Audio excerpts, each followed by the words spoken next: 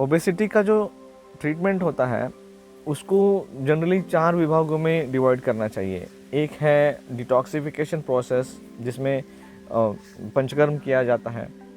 दूसरा है खाना पीना, उसको एक पूरा चार्टिंग करना आपके हिसाब से, मतलब वो इंडिविजुअलाइज होना चाहिए कि आप क्या काम करते हैं, आपकी प्रकृति क्या है, आपका वेट कितना ज़्यादा है, आपके अलाइड जो कंप्लेंट्स है वो क्या है, मतलब आपको डायबिटीज़ है, जोड़ों की बीमारी है, या फिर थायराइड जैसी बीमारी है, या फिर पीसीओडी, या फिर इनफर्टिलिटी जैसा कोई कंडीशन है।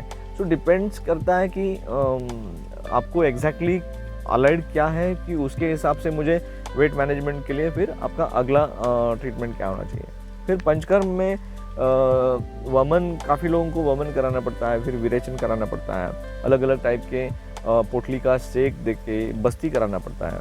सो ये जो डिटॉक्स जो ट्रीटमेंट्स होता है उसमें होता ये है कि मतलब शरीर का पहला जो कचरा है वो बाहर निकल जाता है, शरीर का शुद्धि हो जाता है। उसकी वजह से आपके इंटरनल ऑर्गन्स हैं वो रिज्यूनेट होते हैं, फिर वो रिस्पॉन्ड करने लगते हैं हम जो आगे ट्रीटमेंट देंगे, जो डाइट देंगे, जो मेडिसिन देंगे उसके लिए।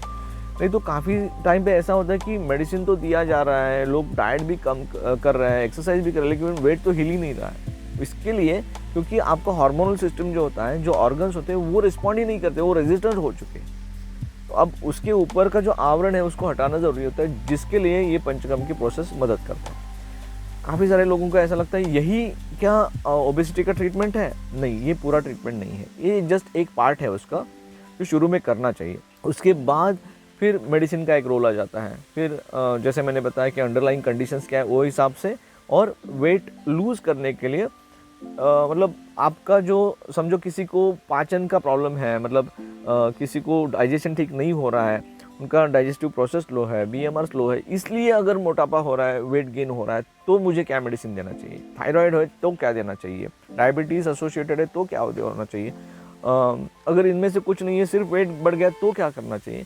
उसके अलग अलग मेडिसिन होते हैं, वो आपको मतलब कंसल्ट करके ठीक से देख के ही देना पड़ता है।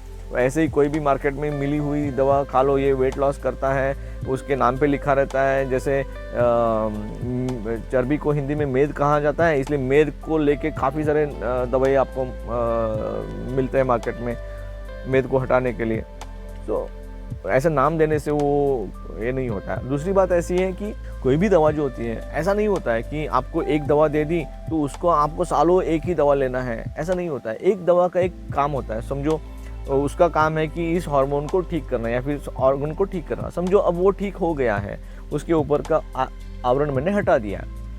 अब उसके बाद भी अगर मैं वही मेडिसिन देता जाऊँ आवरण को हटाने वाली, आवरण तो ऑलरेडी हट चुका है, तो वो ऑर्गन को डैमेज कर सकता है आगे जाके। इसलिए मेडिसिन का रोल हमेशा स्टेप बाय स्टेप होता है कि अब ये मेडिसिन क्या काम करेगा, दूसरा मेडिसिन क्या काम करेगा, उसका एक टीम वर्क होता है।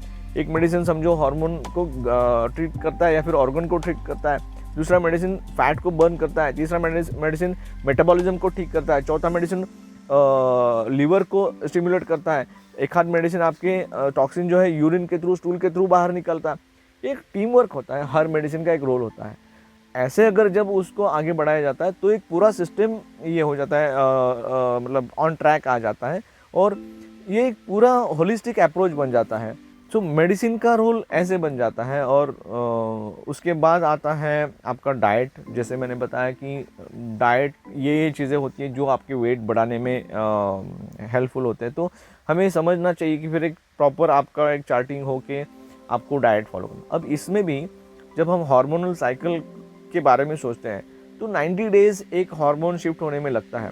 तो कम से कम 90 डेज़ आपका रिलीजियसली एक डाइट को स्टिक होकर रहना बहुत ज़रूरी होता है। आपको उसको एक व्रत बना लेना चाहिए कि 90 डेज़ का मेरा व्रत है, मुझे इससे हिलना नहीं है। चाहे वो फिर बीच में आपका प्रोग्राम आ जाए, कोई फैमिली फंक्शन आ जाए, कोई त्यौहार आ जाए, चाहे कुछ भी हो जाए, आपको 90 डेज़ उससे हिलना नहीं है। फिर एक 15 दिन आपको उसके लिए देना पड़ता है कि वो 90 डेज़ में शिफ्ट जो हुआ है उसको सेट होने के लिए और उसको मेंटेन करने के लिए। सो टोटल मिला के आपको 105 दिन देना चाहिए एक पर्टिकुलर डाइट के लिए, तब आपका हार्मोनल शिफ्ट चेंज हो जाता है और आपका वजन आराम से बिना कुछ तकलीफ लिए सिस्टमैटिकली, वेरी साइंटिफिकली कम होने लगता है। चौथा बात है एक्सरसाइज का और आपके योगा या फिर इन चीज़ों का। अब एक्सरसाइज में जनरली काफ़ी सारे लोगों को का ऐसा मानना होता है कि रनिंग करना या फिर वॉकिंग करना बहुत अच्छा एक्सरसाइज होता है। ये कैलोरी लूजिंग एक्सरसाइज है, कैलोरी बर्निंग एक्सरसाइज है। दूसरा होता है स्ट्रेंथ एक्सरसाइज, जैसे आप योगा करो या फिर वेट ट्रेनिंग करो। मैं हमेशा ये कहता हूँ कि for ladies I am always against the weight training exercises. उन लोगों को, लेडीज़ के लिए वेट ट्रेनिंग एक्सरसाइज नहीं करना चाहिए। They should always use the self body weight ये सब करने के लिए, और अपने खुद के बॉडी वेट को यूज़ करके जो एक्सरसाइज होते हैं, जैसे पुशअप्स है, पुलअप्स है, योगा के आसन है, सूर्य नमस्कार है, ये आसन करके ही एक्सरसाइज करना चाहिए। फिर दूसरा जो है वॉकिंग, और इसका एक मिक्स होना चाहिए। मतलब आप आधा time calorie burning warm up जैसा एक्सरसाइज करो और फिर आधा टाइम आप योगासन करो, स्ट्रेंथ ट्रेनिंग करो। ये मिक्स अगर हो जाए तो एक बहुत अच्छा मसल टोन बनता है, ताकि आपने जो वज़न घटाया है, चर्बी का तो लॉस किया है, लेकिन मसल का भी टोन बढ़ना चाहिए, मसल में ताकत आनी चाहिए। मतलब इस तरह से आप पंचकर्म, सही तरीके से डाइट, सही तरीके से व्यायाम और योग, और ज़रूरी जो होता है वो सलाह से ली हुई दवा, ये सारा चीज़ हम जब एक साथ करते हैं तब डेफिनेटली आपका वेट अच्छे से मैनेज होता है, उसको मेंटेन भी किया जा सकता है लॉन्ग टर्म के लिए, और आपके अंडरलाइन कंडीशंस हैं वो भी ठीक हो जाते हैं। एक सिर्फ बात इम्पॉर्टेंट ये है, इसके साथ साथ जिन लोगों को